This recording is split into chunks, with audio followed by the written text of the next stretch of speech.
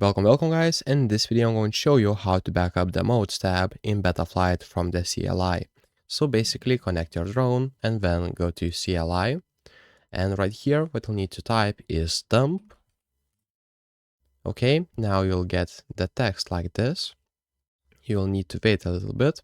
After that, scroll until you find #aux. So let's do that. Let me find that. It should be right here. As you can see, just copy this text starting from the aux.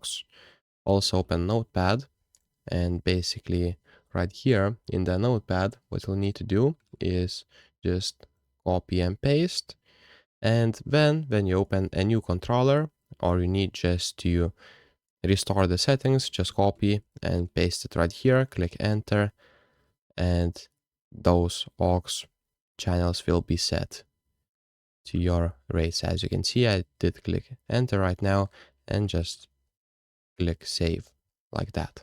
So if this video was helpful, please make sure to subscribe to Guide to Everything, comment down below for the algorithm, and see you in the next one.